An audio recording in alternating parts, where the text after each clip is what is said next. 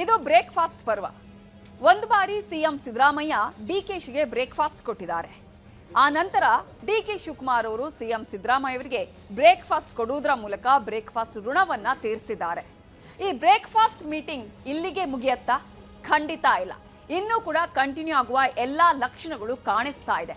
ಇದೀಗ ಗೃಹ ಸಚಿವರಾಗಿರುವ doctor G Parameshwar ಅವರು ಕೂಡ ನಾನು ಬ್ರೇಕ್ಫಾಸ್ಟ್ ಮೀಟಿಂಗ್ ಕರಿತೀನಿ ಅಂತ ಹೇಳುವಂತಹ ಚಾನ್ಸಸ್ ಕೂಡ ಕಾಣಿಸ್ತಾ ಇದೆ.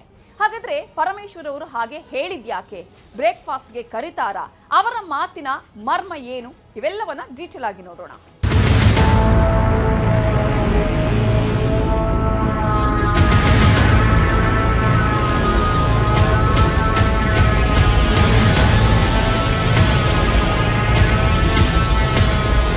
ಅವರು ಬ್ರೇಕ್ಫಾಸ್ಟ್ ಅವರಿಬ್ಬರು ತಗೊಳ್ಳೋದು. ನಮ್ಮನ್ನೇನೇನು ಹೇಳ್ತೀರಾ ಅಂದರೆ ನಮಗೆ ಬ್ರೇಕ್ಫಾಸ್ಟು ಇಲ್ಲ, ಏನೂ ಇಲ್ಲ.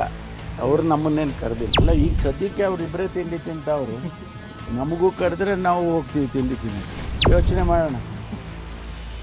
ಮಾಡೋಣ. ಅದು ಅಲ್ಲ, ಒಳ್ಳೇದಾಗೋದಾದರೆ ಅದನ್ನು ಮಾಡೋಣ. ಪಾಸಿಬಿಲಿಟಿ ಯಾಕಾಗಬಾರ್ದು? ಬ್ರೇಕ್ಫಾಸ್ಟ್ ಅಂದರೆ ಖುಷಿ, ಬ್ರೇಕ್ಫಾಸ್ಟ್ ಅಂದರೆ ಒಂದು ರೀತಿಯ ಸಮಾಧಾನ, ಬ್ರೇಕ್ಫಾಸ್ಟ್ ಅಂದ್ರೆ ಏನೋ ಒಂದು ನಿರಾಳ ಭಾವ.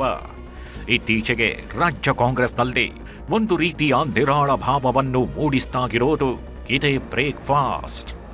ಸಿಎಂ ಸಿದ್ದರಾಮಯ್ಯ ಮತ್ತು ಡಿಸಿಎಂ ಡಿಕೆಶಿ ಇಬ್ಬರು ಜೊತೆಯಲ್ಲಿ ಕೂತ್ಕೊಂಡು ಬ್ರೇಕ್ಫಾಸ್ಟ್ ಮಾಡ್ತಾಗಿದ್ರೆ ಅದನ್ನ ನೋಡೋದೇ ಖುಷಿ. ಇನ್ನಾದ್ರೂ ಕುರ್ಚಿ ಜಗಳಕ್ಕೆ ಬ್ರೇಕ್ ಬೀಳುತ್ತಾ ಕಾಂಗ್ರೆಸ್ ಸರ್ಕಾರ ಇನ್ನಾದ್ರೂ ಕುರ್ಚಿ ಜಗಳ ಬಿಟ್ಟು ಇರೋ ಗೊಂದಲಗಳನ್ನು ಪರಿಹಾರ ಮಾಡುತ್ತಾ ಅನ್ನೋದು ಪ್ರತಿ ಬಾರಿ ಬ್ರೇಕ್ಫಾಸ್ಟ್ ಮೀಟಿಂಗ್ ನಡೆಯೋದರ ನಂತರದ ನಿರೀಕ್ಷೆ. ಈಗ ಸಿಎಂ ಸಿದ್ದರಾಮಯ್ಯಗೆ ಡಿಸಿಎಂ ಡಿಕೆಶಿ ಬ್ರೇಕ್ಫಾಸ್ಟ್ ಪಾರ್ಟಿ ಕೊಟ್ಟಿದ್ದಾಯ್ತು. ಇದಕ್ಕೂ ಮುನ್ನ ಸಿಎಂ ಸಿದ್ದರಾಮಯ್ಯ ಬ್ರೇಕ್ಫಾಸ್ಟ್ ಪಾರ್ಟಿ ನೀಡಿದ್ದೂ ಆಯ್ತು. ಇನ್ನೇನು ಎಲ್ಲ ಮುಗೀತು ಅನ್ನೋ ಟೈಮಲ್ಲದೆ ಮತ್ತೊಂದು ಬ್ರೇಕ್ಫಾಸ್ಟ್ನ ಸದ್ದು ಕೇಳಿ ಬರ್ತಾಗಿದೆ. ಅದು ಗೃಹ ಸಚಿವ ಪರಮೇಶ್ವರ್ ಮನೆಯ ಬ್ರೇಕ್ಫಾಸ್ಟ್. ಸಿಎಂ ಆಯ್ತು, ಡಿಸಿಎಂ ಆಯ್ತು, ಪರಮೇಶ್ವರ್ ಮನೆಯಲ್ಲೂ ಬ್ರೇಕ್ಫಾಸ್ಟ್.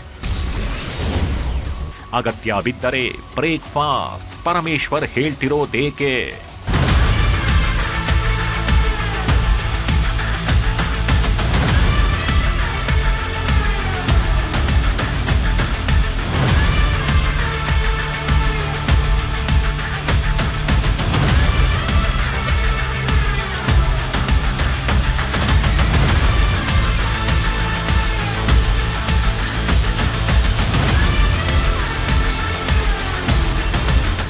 ಎಸ್, ರಾಜ್ಯ ಕಾಂಗ್ರೆಸ್ ಸರ್ಕಾರಕ್ಕೆ ಅರ್ಧ ಆಯಸ್ಸು ಮುಗಿದಿತ್ತು.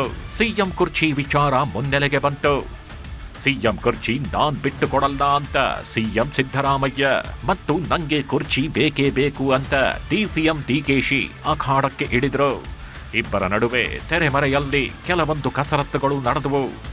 ಸಿಎಂ ಮತ್ತು ಡಿಕೆಶಿ ಇಬ್ರು ದಿಲ್ಲಿಗೆ ಹೋಗಿ ಅಲ್ಲಿ ತಮ್ಮ ದಾಳ ಪ್ರಯೋಗ ಮಾಡಿದ್ರು. ಅವರು ಮಾತ್ರ ಅಲ್ಲ, ಅವರ ಬೆಂಬಲಿಗರು ಕೂಡ ದಿಲ್ಲಿಗೆ ಹೋಗಿ ತಮ್ಮ ನಾಯಕರ ಪರವಾಗಿ ಬ್ಯಾಟಿಂಗ್ ಮಾಡಿದ್ರು. ಮೇಲ್ನೋಟಕ್ಕೆ ಎಲ್ಲ ಚೆನ್ನಾಗೇ ಗಿದ್ರು. ಒಳಗೊಳಗೆ ಸಿಎಂ ಕುರ್ಚಿ ಸುತ್ತ ಅಸಮಾಧಾನದ ಬೆಂಕಿ ಹೊತ್ತಿ ಉರಿತಾಗಿತ್ತು. ಈ ಬೆಂಕಿ ಇನ್ನೇನು ರಾಜ್ಯ ಕಾಂಗ್ರೆಸ್ ಅನ್ನೇ ಸುಡುತ್ತೆ ಅನ್ನೋವಾಗ ಹೈಕಮಾಂಡ್ ಅಖಾಡಕ್ಕೆ ಇಳಿಯಿತು. ನಿಮ್ಮ ಸಮಸ್ಯೆ ನೀವೇ ಪರಿಹರಿಸಿಕೊಂಡ್ರೆ ಒಳ್ಳೇದು ಅಂತ ಸೂಚನೆ ನೀಡಿತು. ಆಗ ಬಂದಿದ್ದೆ ಬ್ರೇಕ್ಫಾಸ್ಟ್ ಐಡಿಯಾ.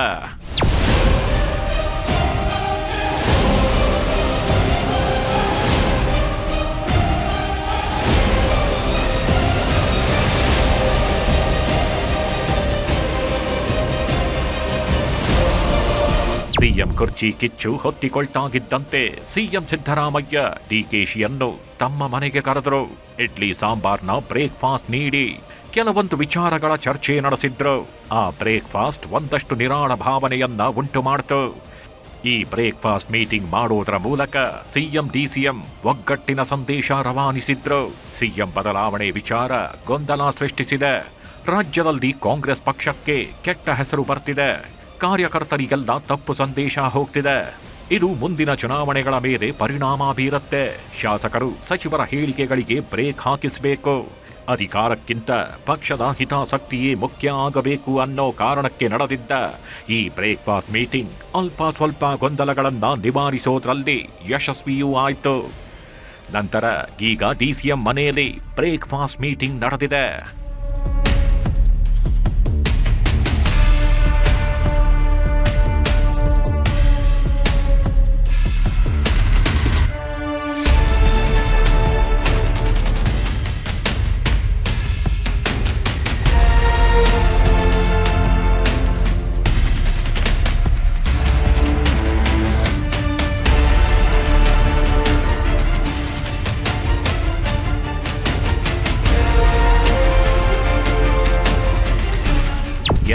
ಡಿಸಿಎಂ ಮನೆಯಲ್ಲಿ ಬ್ರೇಕ್ಫಾಸ್ಟ್ ಮೀಟಿಂಗ್ ನಡೆದಿದೆ. ಇನ್ನು ಕೆಲವೊಂದು ಗೊಂದಲ ವಿವಾದಗಳಿಗೂ ತೆರೆ ಎಳೆಯೋದಕ್ಕಾಗಿ ಬ್ರೇಕ್ಫಾಸ್ಟ್ ಮೀಟಿಂಗ್ ನಡೆಸಲಾಗಿದೆ.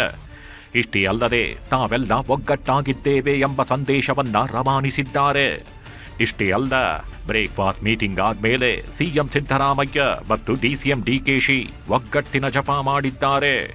ನಾವು ಬ್ರದರ್ಸ್ ಮತ್ತು ನಾವು ಈಗಲೂ ಜೊತೆಯಾಗಿದ್ದೇವೆ, ಮುಂದೇನು ಜೊತೆಯಾಗಿರ್ತೇವೆ ಎಂದಿದ್ದಾರೆ. ಇದರ ಜೊತೆಗೆ ಇನ್ನೊಂದು ಭವಿಷ್ಯ ಕೂಡ ಹೇಳಿದ್ದಾರೆ ಸಿಎಂ ಸಿದ್ದರಾಮಯ್ಯ. ಹೈಕಮಾಂಡ್ ಹೇಳಿದ್ರೆ ಡಿಕೆಶಿ ಸಿಎಂ ಆಗ್ತಾರೆ ಅಂತ ಹೇಳಿ ಅಚ್ಚರಿ ಮೂಡಿಸಿದ್ದಾರೆ. ಇದೆಲ್ಲ ಬ್ರೇಕ್ಫಾಸ್ಟ್ ಮೀಟಿಂಗ್ನ ಮಹಿಮೆ.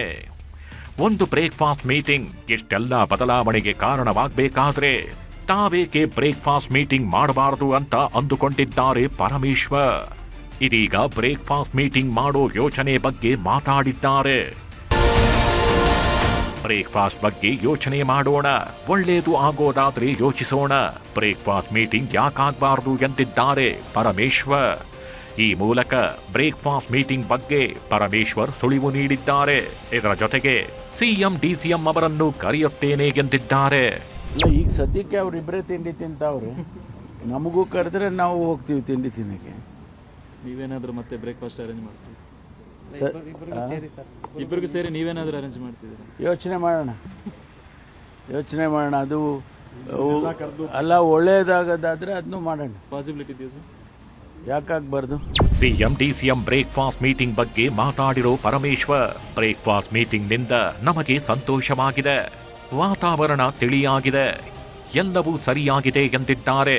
ನಮಗೆ ಸಂತೋಷ ಏನಂದ್ರೆ ಎಲ್ಲ ವಾತಾವರಣ ತಿಳಿಯಾಗಿದೆ ಮತ್ತು ಯಾರೋ ಅದ್ರ ಬಗ್ಗೆ ಮಾತಾಡೋದಕ್ಕೆ ಹೋಗೋದಿಲ್ಲ ಇನ್ಮೇಲೆ ಅಂತ. ಮೊದಲಿಂದನೂ ಕೂಡ ಹಾಗೇ ಇದೆ ವಾತಾವರಣ. ಅದು ಕೆಲವರು ಅದನ್ನು ಕ್ರಿಯೇಟ್ ಮಾಡಿದರು, ಇದೆಲ್ಲ ಸರಿಯಾಗಿದೆ. ಈ ಹಿಂದೆ ಕೂಡ ಬ್ರೇಕ್ಫಾಸ್ಟ್ ಮೀಟಿಂಗ್ ಬಗ್ಗೆ ಮಾತನಾಡಿದ್ದ ಪರಮೇಶ್ವರ್, ನಮಗೂ ಹೇಳಿದ್ರೆ ನಾವು ಹೋಗ್ತಾಗಿದ್ವಿ ಅಂದಿದ್ರು. ಇದೀಗ ತಾವೇ ಬ್ರೇಕ್ಫಾಸ್ಟ್ ಮೀಟಿಂಗ್ ಆಯೋಜನೆ ಮಾಡೋದರ ಕುರಿತು ಚಿಂತಿಸ್ತಾಗಿದ್ದಾರೆ. ಅವರು ಬ್ರೇಕ್ಫಾಸ್ಟ್ ಅವರಿಬ್ರು ತಗೊಳ್ಳೋದು, ನಮ್ಮನ್ನೇನೇನು ಹೇಳ್ತೀರಾ ಅಂದರೆ ನಮಗೆ ಬ್ರೇಕ್ಫಾಸ್ಟು ಇಲ್ಲ, ಏನೂ ಇಲ್ಲ. ಅವರು ನಮ್ಮನ್ನೇನು ಕರೆದಿಲ್ಲ. ಹೈಕಮಾಂಡ್ ಸೂಚನೆಗೆ ಮಾಡ್ತಾ ಪರಸ್ಪರ ಈಗೇನು ಬ್ರೇಕ್ಫಾಸ್ಟ್ ಮಾಡೋದ್ರಲ್ಲಿ ಏನು ಮಹತ್ವ ಇದೆ? ಒಟ್ನಲ್ಲಿ ಸಿಎಂ ಕುರ್ಚಿ ಬಿಕ್ಕಟ್ಟಿನ ನಡುವೆ ಸಿಎಂ ಮತ್ತು ಡಿಸಿಎಂ ಬ್ರೇಕ್ಫಾಸ್ಟ್ ಮಾಡಿದ್ದಾರೆ. ನಾವು ಬ್ರದರ್ಸ್, ಒಗ್ಗಟ್ಟಿದೆ ಎಂಬ ಸಂದೇಶ ರವಾನಿಸಿದ್ರು. ವಿಪಕ್ಷ ಸ್ವಪಕ್ಷದವರಿಗೆ ಸಂದೇಶವನ್ನು ಕೊಟ್ರು. ಇದು ಇಬ್ಬರಿಗೂ ಅನಿವಾರ್ಯ ಕೂಡ ಆಗಿತ್ತು. ಆದ್ರೆ ಈಗ ಪರಮೇಶ್ವರ್ ಬ್ರೇಕ್ಫಾಸ್ಟ್ ಮೀಟಿಂಗ್ ಆಯೋಜನೆ ಮಾಡೋದರ ಬಗ್ಗೆ ಮಾತಾಡ್ತಾ ಇದ್ದು, ಆ ಬ್ರೇಕ್ಫಾಸ್ಟ್ ಯಾಕಿರಬಹುದು ಅನ್ನೋ ಪ್ರಶ್ನೆಗಳು ಕೂಡ ಆಗಿದ್ದಾವೆ. ಈಗಾಗಲೇ ಸಿಎಂ ರೇಸ್ನಲ್ಲಿ ಪರಮೇಶ್ವರ್ ಇದ್ದಾರೆ. ಈ ಬಗ್ಗೆಯೇ ಚರ್ಚೆಗೆ ಬ್ರೇಕ್ಫಾಸ್ಟ್ ಆಯೋಜನೆ ಕುರಿತು ಪರಂ ಮಾತಾಡಿರಬಹುದು.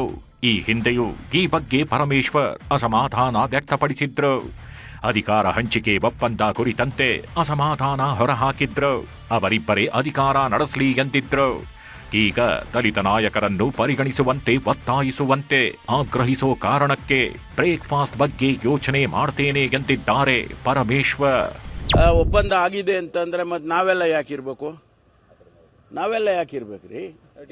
ಅವರಿಬ್ಬರೇ ರಾಜಕಾರಣ ಮಾಡಿ ಅವರಿಬ್ಬರೇ ನಡೆಸ್ಬಿಡ್ಲಿ, ಬೇರೆಯವ್ರು ಯಾರು ಇರೋದೇ ಬೇಡವಾ?